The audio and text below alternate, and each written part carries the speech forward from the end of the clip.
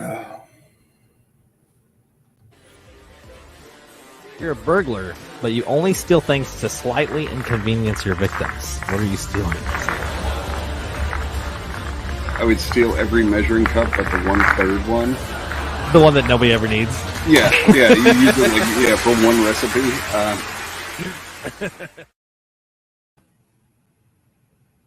What's going on, everybody? Welcome back to JG's Lounge. I'm your host, Jukebox, here with another episode of Stardom. Man, it's always good going live and doing show with guests, especially with a new guest. Sean, man, how the hell are you? I am. Thank you very much for having me. I'm doing well for a Sunday morning when I probably wouldn't normally be up, but when I found out I had an opportunity to do this, I was happy to set the alarm.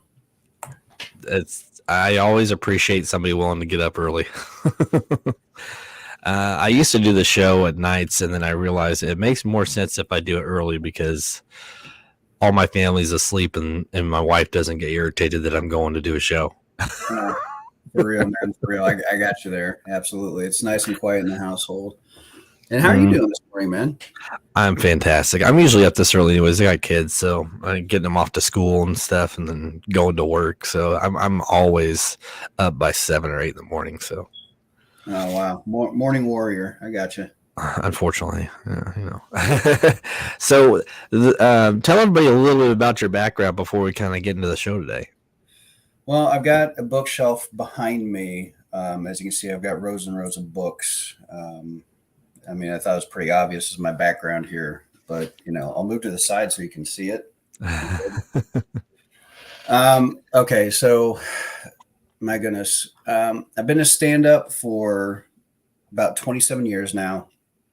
Travel all over the country with it. As a matter of fact, one of the guys that you're friends with is how I met him, Pat Gaughan, and I love it. It's great. I get to entertain people all over the place, and I'm actually going to be the general manager of a comedy club that's opening up in Niles, Michigan here pretty soon. I'm an author. I've written 6 books. Trying to think here.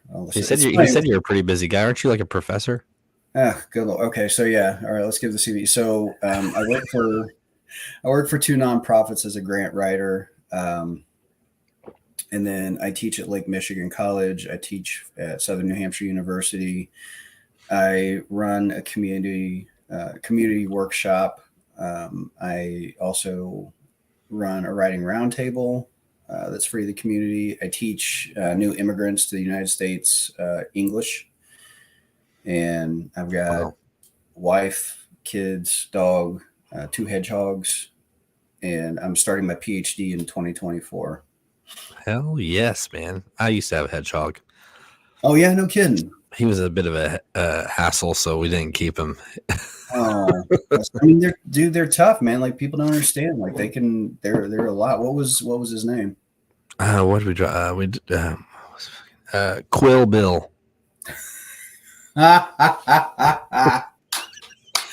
Oh, God, that's a great. See, that's a good dad joke. My background joke, that was terrible. It was a terrible dad joke. That's a good. Yeah, I thought pretty hard about it. We were going through like a list of stuff, and it just popped in. I was like, yes, I like it. Quill Bill. Quill Bill. It's what a great pop reference too.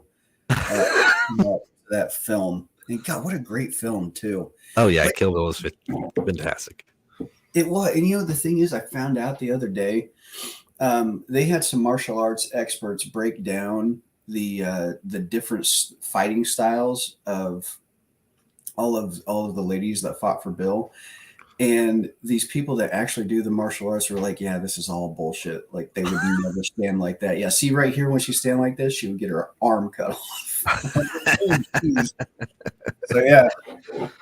No, that's funny. Yeah, no, Charlie's Angels, Kill Bill, all that stuff was pretty fun. Yeah. I mean, Kill Bill was. I mean, I guess there's really no comparison other than this female fighting, but still, Charlie's Angels was good too. Charlie's Angels was good. I think movies with like an insanely tough female protagonist are awesome, but I'll tell you the best one that doesn't get enough recognition is The Long Kiss Goodnight. Have you heard of it? I've heard of it. I've never seen it. Oh, dude, Gina Davis. And it sounds crazy because you say Gina Davis and you're like, wasn't she the lady in Beetlejuice? Yeah, that was Lady Beetlejuice. He is, in for my estimation, probably one of the most kick-ass lead female fighting. Just, I would put her up against any other female protagonist in a film, like an action film. She was Okay. amazing. You said Long Kiss Goodnight? Long Kiss Goodnight. Can't I'll look it recommend up. I will look it up. Definitely. So you're, I'm guessing you're pretty familiar with how hashtags work, correct? Yes. All right. So I looked up a hashtag before the internet. I was really just scrolling for a topic and it came up and I was like, okay, this could be really good because I remember time before the internet. And I figured are you closer to Pat's age? He is either plus or minus a few years on me. I don't look at as much as he does. He definitely displays it. Oh man, loud and proud. His mentally, I feel like he's not old at all. Oh no, he's a toddler. Yeah, he's adorable. I love him to death. But yeah, he's same with a child. Your skits that we've been doing in Burn After playing. Yours shows too. Your youth. I didn't say I wasn't also that way. Yeah. I'm firmly in that category. Very, very true. I mean, we've only recently started talking, so yeah. All right, so that's the topic for today is before the internet. So I found some tweets, and we're just going to kind of talk about whatever pops in our head after I read them. Awesome, man. I'm looking forward to this. All right, here we go. First up says, before the internet existed, if a guy named Craig had a list, nobody cared.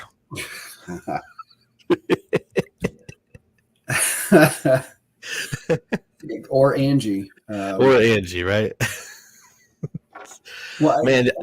So what are your thoughts on that? Because I have kind of a specific memories of Craigslist. When Craigslist first came out, I felt like it was a great resource. Mm-hmm. Now, I can't trust anything on there because it's just became so flooded with bots and just false posts. I remember house hunting within the last few years and looking at stuff on Craigslist, and it was people like posting houses that weren't even theirs, and they would say they were in a different, oh, I'm overseas right now, but if you send me the money and and then I'll have somebody come meet you at the house. It's like no. I swear to God, man, if there's nothing else in this world that people on like either side of the political aisle and everything else could get together on, it's scammers. Like I can't. I've known so many people that have had their identity stolen, or like with the Craigslist thing, people showing up to like exchange their goods or wherever and getting mugged. Mm-hmm. Stuff like that. It's just nuts. But I can't imagine looking for a house on Craigslist, especially if you're well-intentioned going in. But okay, so the funny thing about Craigslist with me, and look, man, I'm old enough where the internet, I remember when it was just all cornfields. Yes. Where we still had dial-up and things. Yes, I remember that. Oh, dude. Okay, so. But the craziest thing with Craigslist for me specifically is I have been a freelance writer for over 20 years. I've written for like fashion industry, real estate, automotive, like carsdirect.com was one of my clients. And I was scanning Craigslist for writing jobs, and it was like just bullshit job after bullshit job. I mean, it was like a couple hundred of them. And it was all stuff where it seemed really good on the surface, but eventually they got to asking you for money, right? Right. Well, there was this one ad, and it was just like, hey, we're looking for somebody to write, funny stories about real estate. And that's all it said. And I was like, well, this seems like, like one of those Sesame Street things where like one of these things is not like the other. Yes. So I clicked on it, and it happened to be this group called top10realestatedeals.com. And so I reached out and I'm like, hey, I've been writing for a while. Here's some writing samples and everything. And so they hired me. And it turns out that they are this major group that deals with massive celebrity listings. Like I've written listings for like, you know, and I did it for 7 years for like, Matt Damon and who's the guy on Revenant? I The don't one know that what was you're talking the actor Leonardo DiCaprio, like his about. home. Okay. Like I wrote for all these different homes, but then like they had this thing that they do every October. It's called the Top 10 Scariest Homes for Sale list, and it's Okay. like published worldwide. And they're like, oh, by the way, we have this horror list that we do every October. Do you mind doing the homes on it? And I was like, sure. It was like these really cool homes, like the Black Dahlia murder house, Dracula's castle, like Bron Castle, the actual Dracula's castle, Right. selling it. Now, here's a weird fact about that castle: no toilets. All right, you can't tell me like I was a fucking not a toilet in the castle. I know medieval construction. I used to be fascinated by it. I know how they build their toilets. Not one toilet in the castle. Guy was a fucking vampire. Anyway, No shit. That's crazy. Not a single toilet. not a single toilet. You can look it up, man. It's a fact. And how big was the house or his Oh, the castle? Bron Castle is massive. I mean, you think medieval castle. I mean, you're talking old medieval castle. It's beautiful. Uh-huh. And they were selling it for, I think, I know I'm gonna get this figure wrong. It was either 30 million or 300 million, but I'm almost positive it was the 30 million mark. Yeah. And the thing was, I was talking to my wife about it. I was like, man, if I had $30 million, I would think about buying this place, but there's no toilets. So strange. As much as I use the toilet, that would be a no-go for me, man. Yeah, I mean, right after your morning coffee, Yeah. right? Exactly. No, I'd go somewhere, but Yeah, I mean, if you got $30 million, just buy your own portal potty. that's fair. That's fair. So I did these the first, year I did them, and I wrote them. They're like, oh, these are great. And the next thing you know, they're sending me emails and they're like, hey, this is getting published in the LA Times, and I'd like you to do a quote on it. I was like, what? I'm like, yeah, this regularly runs in this, and this. And then like the New York Daily Post was reaching out to talk to me. And then I was on WGN out of Chicago for a national broadcast, and I'm sitting there in like my shirt and tie, and they're just like, so how did you get into getting this job? I was like, I answered a Craigslist ad. It was so weird. So, but it took a lot of research. So yeah, a long way around to say that there are gems in Craigslist, but nowadays, man, I want that thing's just covered with like the herpaderps and syphilis and everything else. Yeah. And I mean, don't get me wrong. If I'm trying to get rid of something in my house, I'll post it on there, but I'm a genuine person. So it's like, I mean, it's different than when you're searching for stuff. Do you quantify it like that? Like, I'm selling this stove. I am real. I am real. No, but if you know when somebody replies to your request, if it's real or not, usually. So like whenever I get responses on stuff, you can almost tell if it's like robot response or like a generic response, because if somebody real messages you, you can kind of just in the wording tell that it's not a fake person, right? Because a lot of the people that are foreign and stuff that are posting stuff, there's just gaps in the sentence that isn't very obvious, Yes. So and they will say, will you kindly reply? Yeah. Are you a sincere person?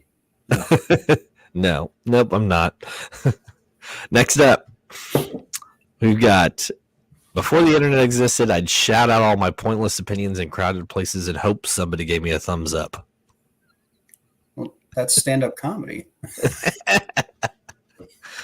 Yes, but see, stand-up comedy is good. I mean, now people can just bitch on internet and get likes or dislikes. Man, wow! How much time do we have? Because an hour. We got an hour, man. Oh man, this is a tough one because like my PhD is going to be in general psychology, and this is one of the things that actually my dissertation, I've got like a tentative approval. I'm going to be delving into the psychology of why people go to comedy clubs and kind of like the whole psychology around that. Mhm. And one of the things that, with the likes and the not likes and everything, it's a dopamine kick, right? Oh yeah. So if, you do this podcast with me and you put it out there and you see people, you like the likes are ticking up. It's like, yeah, it feels good. And it literally releases in your brain these chemicals that make you feel good. Mhm. And for every like. But the thing is, like, I've got a buddy of mine who's his name's Jacoby Ray, who I've known for years, and he's like an influencer. He's got like, I don't know, Yeah. 1.5 million TikTok whatevers. Mhm. And I did a show with him not that long ago, and I asked him about all the likes and messages and stuff, and he said, it's just numbers now. He said it's about getting. He's I love all my fans. I'm not trying to knock him. Like, he loves all of his people. And he engages like a bunch. But he said when you start out and you get like, the likes taken up, it really does something. He said, but when it turns into a business, he said, you start watching the amount that you're getting and it becomes a measure Yes. anymore. So do you know much about podcasts and like the income that you can make on podcasting? No, I'm sorry. It's just for my brain kind of went when you said, do you know much about podcasts? And I just thought, no, but I'm probably fucking yours up. I'm sorry. No, not at all. This is literally the whole no. point of the show, what we're doing. I literally have no idea about. So you get some of your bigger, and this is Joe Rogan's an exception because he came into it, being a celebrity that knew people anyways. But you get these podcasters, you start growing your audience, right? And let's say you hit 50,000 views. Okay, so now a month. Now you can start reaching out to like your local smaller businesses. Cool. You can get a couple $100 a month, right? But then let's say you hit 100,000 followers a month, which is pretty realistic. It happens over time. And then now you got like people like BetterHelp and Manscaped and some of these other big franchise companies saying, hey, we're going to pay you $5,000 a month. And we need you, and all you got to do is put a 30-second ad in all your episodes for the month. Cool. So then these podcasters go and they get 2 or 3 of them. Look, there's $15,000 a month just doing this, what we're doing right now. Wow. And that's not including your brands. You got your brand companies, they'll reach out, they'll pay you to wear their product while you're live. It's dumb. It's dumb the money that you can make doing this stuff. It's crazy to me too. And by the way, Johns Hopkins, I know I graduated from there, but unless you pay me, we're gonna blur this out. Jacoby was telling me he did an advertisement in one of his, I don't know what they call them, bumps or kicks, where they jump in and talk about stuff. Yeah. But they mailed him like this box full of knives, and he like pulled one out. He's like, "Oh man, this is an awesome knife from whatever." They give him $1,000 to do that. Just to unbox and say that, man, this is a really cool knife, man. If you're going to get one from this group. Mm-hmm. And it's crazy to me, the amounts of money that's floating around out there. But at the same time, if you take this in the context of, you've got the format of TV, which has been the standard for years.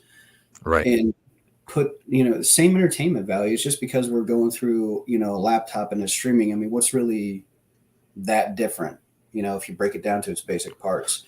So by all means, if somebody's watching this and they are enjoying us talking and laughing and shit, why shouldn't you get money for it, right?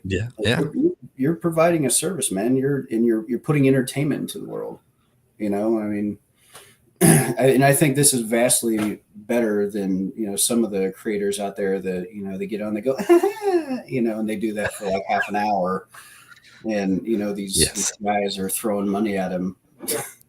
Well, and this just plays into all these people out there bitching, which I'm one of them, about the cost of living going up and gas and milk and eggs getting ridiculously expensive. Look at the stupid stuff you guys buy. I know the stupid stuff I buy. The government sees the stupid shit we buy. Oh, Dude, are you kidding me? I proved this to my daughters the other day. I proved this. We're sitting at the table, and I have teenage stepdaughters, and they were talking about how they heard that, they're like, we've heard our phones listening to us. I said, they absolutely do. They absolutely do. I said, I'll tell you what, we need to go to the store. We need to get dog food. We've been eating dog food for a while. We've been talking about it. We really need dog food. And a couple times throughout the meal, I'd mentioned dog food. And they came to me the next day and they're like, our feeds just are littered with dog food. I said, I know. And I said, do you remember when you mentioned Target? And I scrolled back down to my feed and I showed him my phone and there was an ad for Target. Right. I don't shop at Target. I don't online shop at Target. I didn't drive by a Target. So, and they've admitted it too. That's the thing. It's not like, oh, Sean's a crazy conspiracy theorist. I mean, a little bit. A lot of conspiracies. I mean, nowadays there's just a lot more information that you can find on them. I mean, 80% of it's just people on here, with their rumors alleged. So then you get those people who are like, oh, it's definitely right because this person said so. And it's like, no, you didn't really do your research. So, I mean, there is. Yeah. Well, go ahead. Oh, no, I was going to say, well, you talk about people shouting out into the void about their opinions. And I think to the heart of that, I mean, it's funny, that people have this platform now where they think like thought happens up here, does not go through any filter, pops out here, and they think that this opinion is valid. And this is germane to what you were just saying. They didn't do any research. It's just like, I saw this thing, I have a thought, and I spit it out into the world, and somebody else sees that. And they call it virtue hunting, headline hunting. It's like they don't do any research. They just hear a thing and they accept it as fact, right? It's just like we just found out that, with the thing that happened in over in Pennsylvania, they just shipped tons of the dioxins to a landfill on the west side of Indianapolis. Right. That is a straight fact. Yes. And the Hoosiers are like, we're like, why did we do that? And it's like, because they paid us a shitload of money. But following that shipment was a news release that said, oh, but these are awesome dioxins. These aren't the harmful ones. You could put these on your birthday cake. Really? Oh, these are the good ones. These are the good terrorists, not, they'll still blow up your home. But it's like, oh my God, dude. That's why I said, how long are we here? Because, man, we can go deep on the rabbit hole. Yeah. Well, and I do. It's funny because this one's more comedy related, but I do something called Clash of the Casters, which is more of a there's like a panel show, and we pick a deep topic, and usually I'll have like a special guest on the topic, and we'll just go at it for like an hour and a half or 2 hours on a subject because it's more of a, I mean, there's comedy in it, but it's more serious, Right. So, and I mean, I just love doing this stuff too, and I'd be down to do something like that with you sometime. But yeah, I mean, there's so many things now. The train derailments, there's just so much, and the social media doesn't help. I mean, because if you even like watch an ad for more than 3 seconds on your phone of a subject, it'll trend that on your phone because you watch it for more than 3 seconds. God dang, man, 3 seconds. 3 seconds. That's people's attention span these days. At least that's, I mean, based off the stats from me doing clips. No, that's a bona fide fact, because one of the things with teaching the stand-up classes, I keep kind of an eye on that, because to anybody that's getting to stand up now, the attention span has diminished. So I started in 1995. Again, right. Clubs were all cornfields, and it has diminished from, I think at the time it was, what was it, 20? No, not 24. No, it was 24. And then halfway through my career, it dropped down to 12. And now the average is 3. I mean, how do you subsist in a society like that? That it, literally, it's like squirrel. It's just Yeah. you know. Yes. It's sad. It really is, man. Because and like here's another thing. Pardon me. Um, the clips that I get the most interaction are the ones where people can give a negative response or have some sort of a response to whatever the clip is. Like Mhm. they want to have something to say, and if there's room for them to give a negative or positive response, it trends. Like the intro that I did on here, that I made for the show, Yeah. people were going nuts. They got like 13,000 views in like an hour and a half, and because they had opinions on what was better to inconvenience people to steal. I thought Pat's answer was hilarious. Yes. One third cup. It's like, Yeah.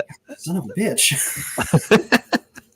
I'm pretty sure I said somewhere in there about taking the cardboard out of the inside of the toilet paper. Oh, bastard. No, I did not hear that. I didn't have it in the intro, but that'd be pretty shitty. Oh, that's brutal, man. Yeah. Because the thing is, you would try to push the thing through it, and then it would push it, like it'd make the little tower thing. Yep. And you try to shove it back in, that would wrinkle the toilet. I'm thinking And about then you this. wouldn't be able to roll it either. Oh, God, you're making my OCD tick. Oh, God, bro. All right, back on subject, though. Here we go. Next one says, before the internet existed, I had to get dressed to go shopping. This kind of plays into what we've already sort of talked about. Yeah. But every day, my wife has something getting delivered from Amazon. Every day. No, dude. So you too. Yeah, every day. There's not a day that goes by that there's not 2 or 3 packages on my doorstep. Okay, so how does look, man, I love my wife. She's one of the best people I've ever met in my entire life. But every day I'm opening the door, I'm like, oh, there's something else.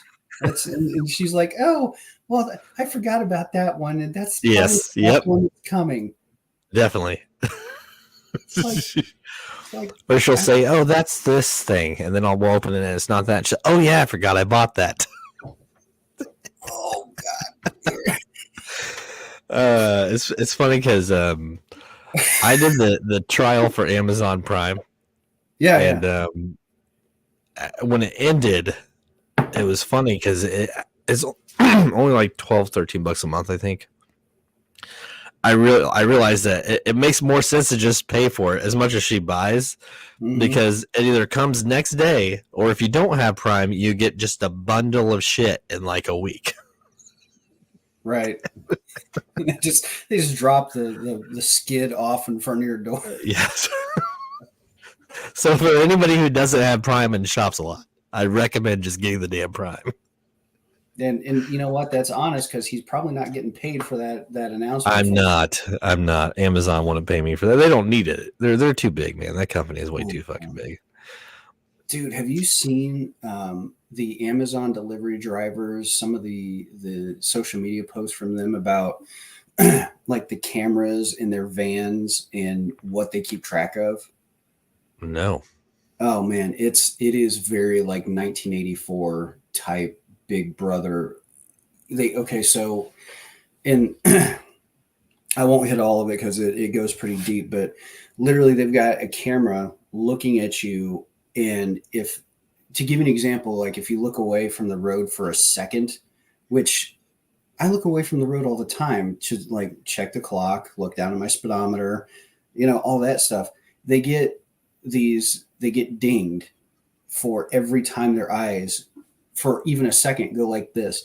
One guy got some sort of ticket from Amazon as his employer because he reached up to scratch his beard. Yeah. And they counted that as he was making a cell phone call while he was on the road. What? Dude, they literally want you like this, the entire, like robotic, the entire time. No shit. Yeah, I just like, you know what, man? I would rather go and just dig a ditch, and have some old fat dude with a cigarette screaming at me than to be under that kind of watch. Pressure. We're watched all the time now. But You know that construction companies pay like $35 an hour just to stand there and hold a sign. Like, I'd rather do that. that I'm just saying, than being watched. good for them, because I was just about to start, my cockles will start getting up, because I was like, I went through all this education, and that's I mean, it's not super close to what I make as a professor, but it's getting up there, and I was it's like, why should I be mad if somebody's making a living wage? Fucking good for them, man. That's awesome. If you stand there, or a lady's there holding a sign, and they're making $35 an hour for scratching their butt and turning it from stop to slow, you go, people. I couldn't do it though. I could not stand still for 8 to 10 whatever hours just holding a sign. That sounds so fucking boring. I don't care how much you pay me. I couldn't do it for a full shift. Brother, I can tell you it is, because I have done that job before. One thing about me that I guess we didn't really touch on in the beginning is, and that's why that when we have the discussion, like, hey, tell me about yourself. I started working when I was eight years old, packing parts for my grandfather, all kinds of stuff. And I've literally had like 2 to 3 jobs my entire life.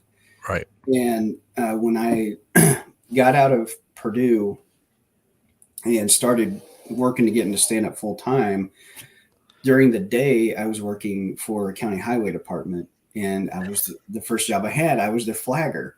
Yep. And so, I mean, they would literally park me out on an intersection in the middle of BFE, Carroll County, and I would just stand there with a sign like, and you talk about some pissed off rednecks. Why can't I go to my house? Well, the road doesn't exist right now. Well, I just drive through a field. Well, go okay. ahead. I can't stop you from doing that. Oh my Lord. Man, no. My first job, like where I got paid, it was under the table, was at a auction. I was like 12 years old. They would give me $10 for 2 hours, and I would just help them pull stuff out and put stuff away, and then I got free concessions. Dude, that is a great fucking job for. Okay, look, my parents were antiquity dealers, right? Okay. They specialized in like Greentown glass and Carnival, all that stuff, right? And I grew up going to auctions. My parents love that stuff, and I know the job you're talking about, because there would be these runners just going back and forth, and they would hand it to the person standing in front of the auctioneer, and the person would hold it up and do that.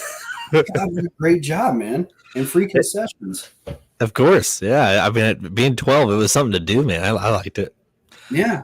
Well, at the time, that probably seemed like just amazing money to you. Like, you didn't have to spend it on the food, and then you got to take that. Man, that's awesome. What a cool job. It was money, but I was also mowing yards.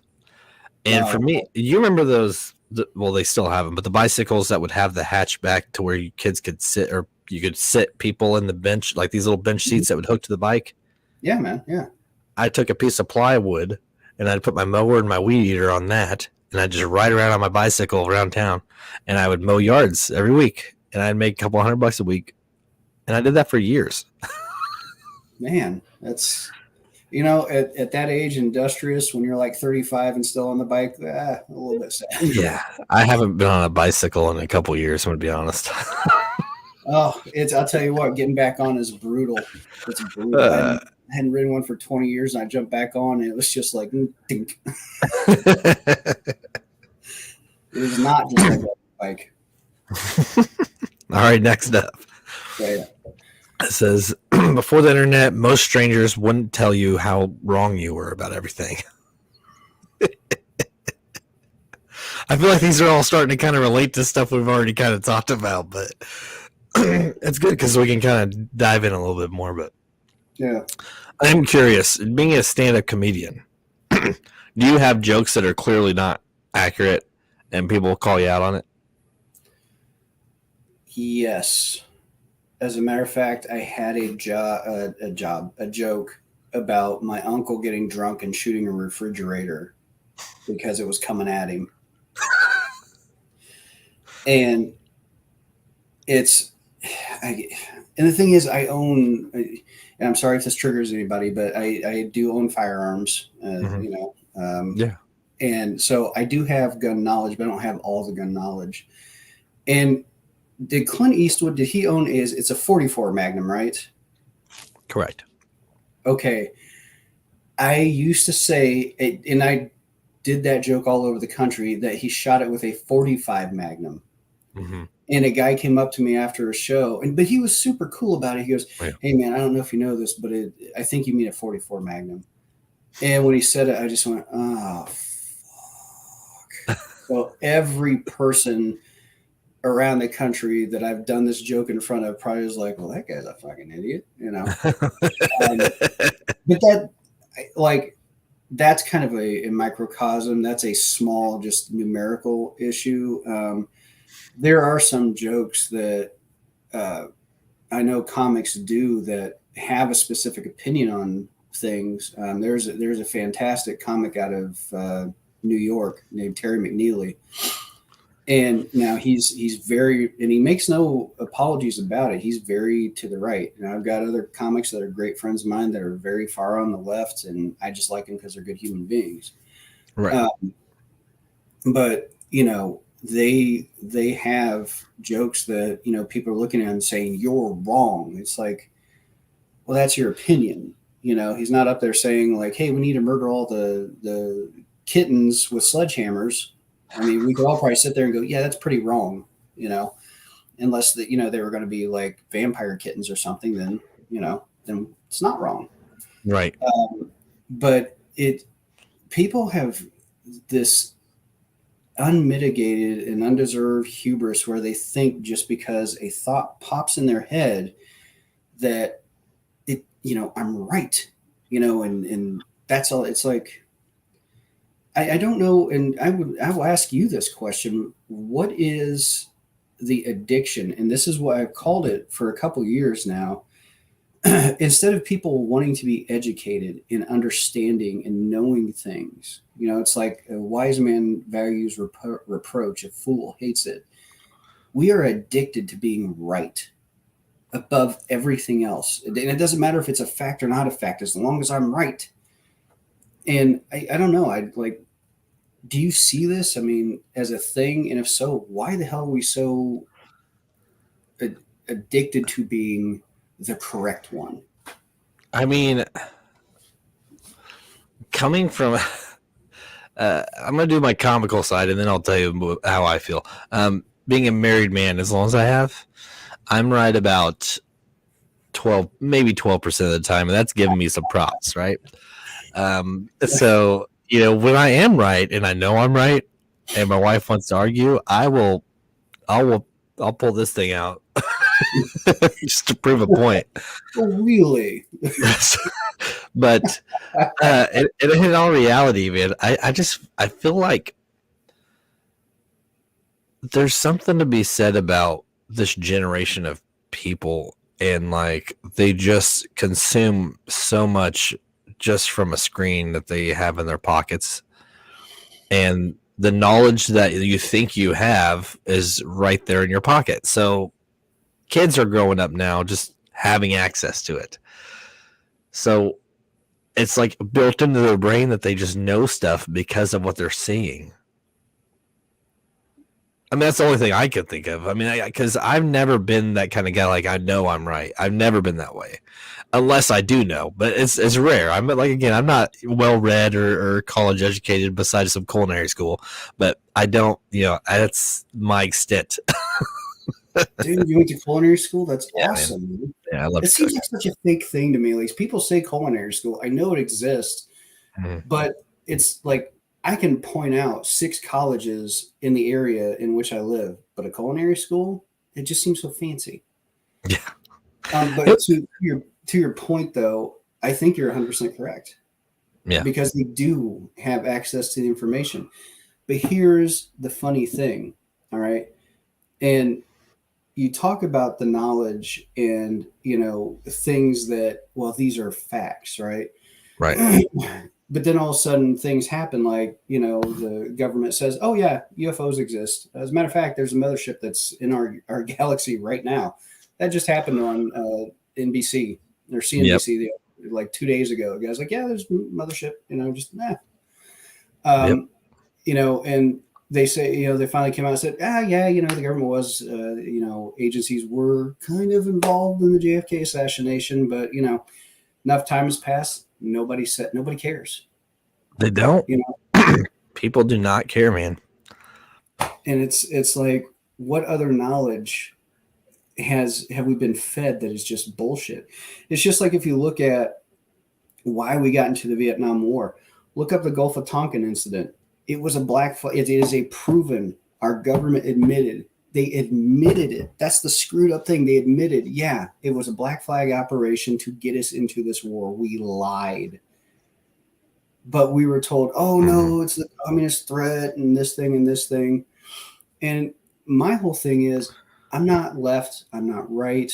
I'm in the middle. I want to do what's right for people, man. Like, I just want truth. I want people to live their lives that they want to live. I want people to achieve their dreams. It's one of the reasons I teach, because I want people to get what they want. And when you have forces out there that are doing things that cause us harm, that's what I take umbrage with, man. Like, man, I want you. I've only known you for a bit, but man, I want you to have all the success in life that you could possibly want. You're a good dude, right? Clear thinking. Appreciate it. I hope the best for you, right? Yeah, no problem. And when you have these people out here that are doing things like this, my thing is, I just want people to wake up and see it, see the bullshit that we're being fed. Like this whole thing, I've been starting to study a little bit into the world's fairs in the late 1800s, where we had these massive, beautiful structures that they supposedly built within like 30 days, these massive, things that would take some civilizations 22 to 30 years to complete. And then once the World's Fairs were over after 6 months, they were just destroyed and dumped into a swamp. And, people that, are know construction technology and physics and things, they're like, there's no way that this was possible. And so they start looking for answers on it. And it's just like, you start to understand that our history in America, the history in England, it's all kind of a lot of bullshit. And it gets scary. So it's like when somebody says to me, going circularly back to the point we're talking about, when somebody says, well, I'm right about this, it's like, are you really? Like, really, really right? Yeah, and they don't. They'll feed you some bullshit of how they know they're right, and like you can easily point out the flaws. Like, are they accredited? Is this a credible source that you're getting this from? And half the time it's some podcaster that's some like conspiracy critic or something, or just some blogger that's just bitching and telling you their side. And everybody's allowed to have their opinions. I'm all for it. And actually, usually I'll find it comical, or even I had a flat earther on here, and he was like one of the head guys of the Flat Earth Society, and it was a very interesting show. It got a fuck ton of views, but. What do you think about his arguments? Because I'm not saying I'm a flat earther, so please don't take that as I'm saying I'm a flat earther. But what did you think of the arguments? Because the arguments that they make are wildly compelling. If you're just like you're saying, like people just see something and are like, oh, this must be real. Yeah. Well, so the biggest takeaway that I had from him is that he would give you a setup that they did, or like they tested this laser out across the ocean, or whatever, or over a sword, but there's no proof. There's no like valid evidence of what they've come up with. It's only what he said. Okay, that's fair. Yeah. Because if they're balancing that against, somebody was like, because they could just say, well, they've got this evidence, but it's what they say. Mm-hmm. Man, that's interesting. Because did he get into like all the stuff about Antarctica? Yes, being a wall, and we're just the puddle theory. Yeah, he got into all that. That's so. And that's what I'm saying. There's just so much stuff, and our lifespans have been, just unnaturally shortened by all the wonderful foods and products and Well, just think about all that. This totally plays into the topic that we're discussing today. Is that the flat Earth theory wouldn't exist if I feel like if social media wasn't really like a big thing right now. Mostly because a lot of his points. I mean, there was no valid backing, mm-hmm. and there's just too much proof of things that are real in like space and all that stuff for him to just be like, no, it's just an illusion. It's just there's just this wall over us, and the stars and all that stuff aren't really real. It's not real. The sun just kind of circles around this plate, basically, is what. And then outside this Antarctic wall is just these more just islands of land. And it just keeps going. Yeah, no, I mean, there are curious things. I'm sure you brought up the massive treaty between all of the governments who are like, whatever it was in 1948, or like, none of us are going down there. Nobody claims anything. It's off limits, blah, blah, blah. Like things like that are a bit compelling to listen to. But the whole thing of like the stars being fake. Now, if you want to get into, space and that discussion and what's real and not real, and the moon landing and, Stanley Kubrick saying, yeah, I shot that shit and it was a complete lie. And then even the astronauts that were supposedly out there going, yeah, we didn't do that. Never happened. Like one of them went on, I think it was the Tonight Show or Late Night with David Letterman. Was like, yeah, that never happened. Yeah. And it's just like, I don't know, man. There's just, and again, social media. There's very valid points to why that people believe it's fake. I mean, the first moon landing. Do I agree that it was real or not? Nah. Not so much, to be honest with you. That's just my opinion. But like the one thing that the guy did have that I did take as a good point was that he's like, they talk about the size of these planets that are so far away. Mm-hmm. Like, how do we know that that's the size that it is? I have been seeing this shit for years. Yeah. 20 million light years away, and they're like, well, it rains diamonds on this planet. I go, in my head, dude, shut the fuck up. Like, man, I'm an educated man, and yeah, I may not be educated in, theoretical space weather or whatever, but you are not looking at this planet and literally deducing what the fuck is going on. Man, there could be clowns boofing each other all over the surface of that plane. You would have no clue. No clue. One. It's all guesswork. It is. Oh my God. That is something I agree in. Is that there's so much that we've been fed that is not real, I'm sure, but I mean, I believe that spaces exist and we're a ball. Yeah, I agree. But that's about the extent of what I believe. Well, it's just, there's so many arguments to be made about, when they talk about going up into space, and some, like, you have physicists that are just like, how the hell did these suits that they have even withstand the radiation going outside of our atmosphere? Like these dudes would have been cooked, absolutely cooked. And you're trying to tell me like this little foil lining is like magic and repelled this massive amount of radiation. And then the whole thing of, the technology that got us to the moon the first time, we just lost it. It's gone. So yeah, you can look it up. They have full interviews with these scientists are like, yeah, it's gone. And I remember watching the one lady interview, and the guy was like, yeah, but there's more tech in our cell phone now than what we had back then, right? And he's like, oh yeah, vastly more in that phone in your hand. And it's like, okay, so why aren't we back there? Well, it's difficult and complicated, and it's like, you know what? Just why don't we send a note to Elon Musk and say, get us to the moon? He'd do it. Oh, shit. If there was a special financial advantage to it, he'd do it. He'll get you a mothership. Just throw it out there. They're coming back for him, I think. I got one more that I want to do, but I wanted to say, do you believe? Because do you believe in aliens? 100%, dude. Statistical probability. If we live in a vast universe, and we're not even talking just the universe, multi-dimensional layers, which are proven, we know about it. Statistical probabilities that we are it what kind of ego do we have to sit there and say, oh, yes, we're the only beings that could have evolved? Dude, shut up. Like, Yeah, absolutely, we're aliens. My thing is, if we were going to be invaded, I feel like it would have already happened. Yeah. Unless it's because of a resource, but I mean, we haven't exactly been taking care of this planet, and we're losing a lot of resources. Yeah. Well, I mean, you could look at the uptick of sightings and things, the government saying, yes, they're UFOs. And then all this shit has been popping up all over the place with sightings and visitations and this, that, and the other, unless you're going to attribute it to Project Bluebeam. But, that's another thing. Yeah.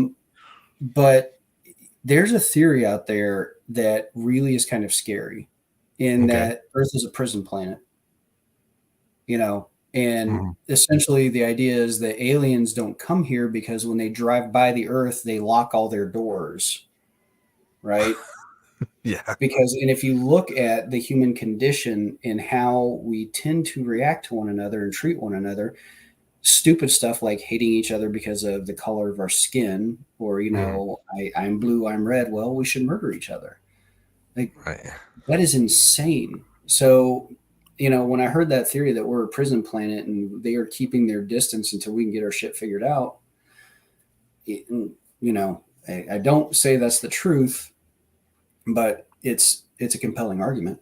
It's definitely a compelling argument.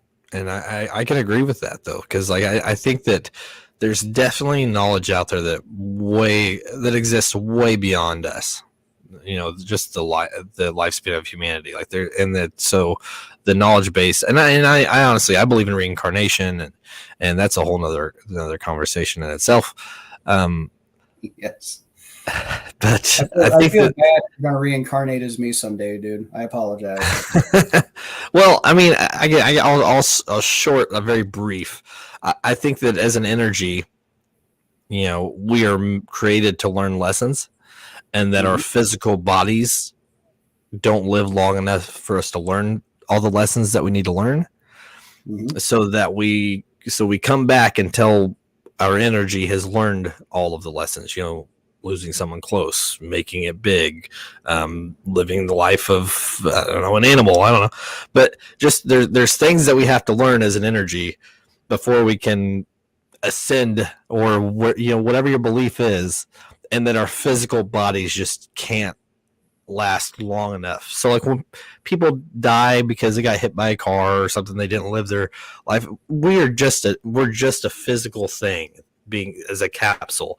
It doesn't mean you're not coming back, or you just that life form or that capsule is now gone. Right. And the thing, man, yeah, this God, dude, you are talking about a whole nother hour or two of discussion on I'll have you back on and we can do a discussion on it if you want sometime. Right, absolutely, because I do have my thoughts on the whole reincarnation thing, and even if I end up, if there is a heaven, outside the gates of the city, just sweeping up red Solo cups after the party, I'm good. Like I can happily go up there after this one is done and go, you know what, I'm good. But no, I don't. Give me the broom. I'm good. I'll push the Solo cups. You guys have the party.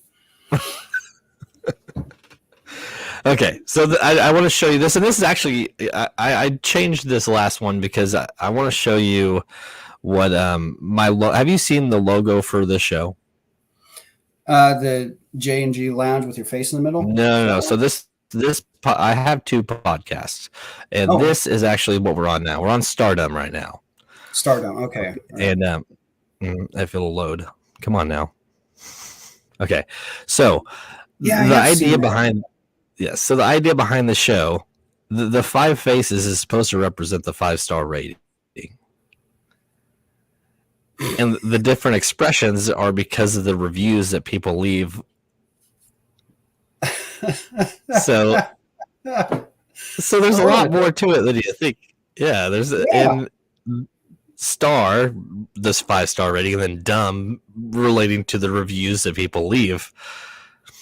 Now, the reason that I came up with this is because my wife, before I started podcasting, my wife used to show me, like, she always reads the reviews before she buys stuff, right? Yeah. And some of the shit is just so comical or it's dumb and it's just off the wall. And then as I started doing episodes, I realized, man, there's a lot more than just reviews. So then I started dabbling in Reddit threads, and it's just become, I mean, Stardom, it's become this show, and it's been great. Right. Yeah, that's funny. And now that you've explained it, I appreciate, because I did see that earlier. I knew we were on Stardom. When you said like a logo, I was like, oh, that one. But that makes a whole hell of a lot of sense, the way you've got that. And yeah, it's funny that you bring that up, because I am actually writing a book about reviews that I'm writing, and this is so dumb, but in multiple categories, I am in the top 10% of Google reviewers for tons of stuff. Because one day I just started leaving, because I travel so much, I just leaving bullshit reviews on things. And I left a review one time for this farmer's market that I really love. And for some reason, I just had a wild hair at my ass. And I put, when I was a kid, my mom one time said that she was mad at something. She said she wouldn't have that up her ass. Well, Mom, I found a farmer's market that, well, you probably would. And that was the review I left. And then within a day, it had like 5,000 views for a Google review. It was nuts. And so I was just like, well, hell, I'll just start leaving wacky reviews wherever I go. And if I enjoy a place, I'll make it funny, but very complimentary. And the next thing you know, I started just people in views of pictures and everything are just in the thousands on everything. And so I'm just like, you know what? I'm going to take some of the funniest reviews I have, put the review in, give the explanation as to why, and just basically a story of the reviews as I go along. Right. It's funny you say that, because I follow a lot of celebrities on Instagram, because I get them on the show sometimes. I've had Wee Man from Jackass on. I've had Larry Hankin.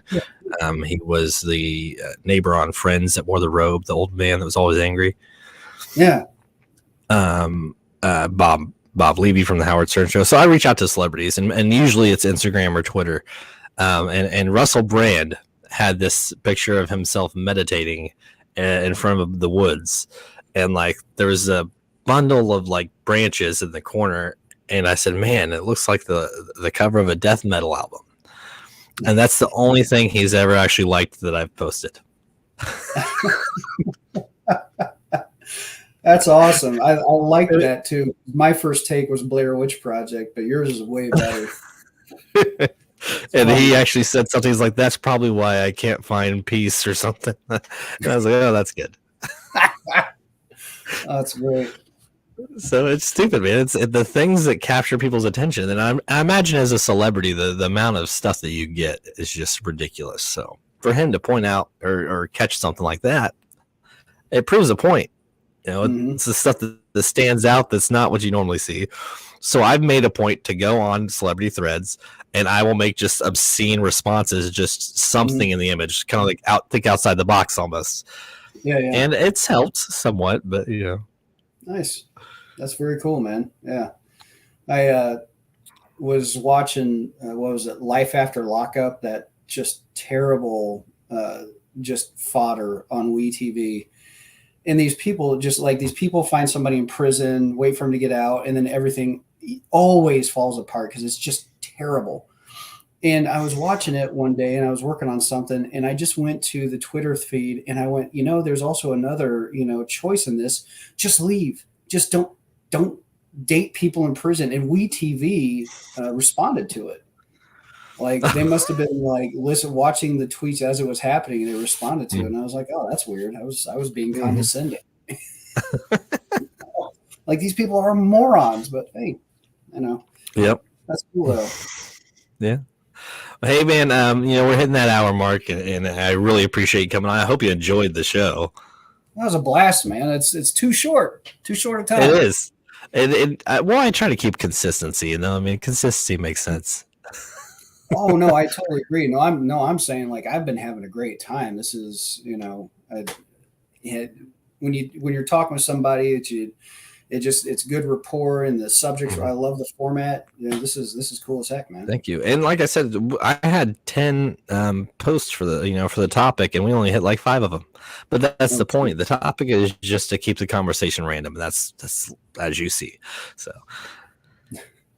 Well, if you keep picking topics, if I come on here again, you're just like, oh my god, this pisses me off. Let me tell you what.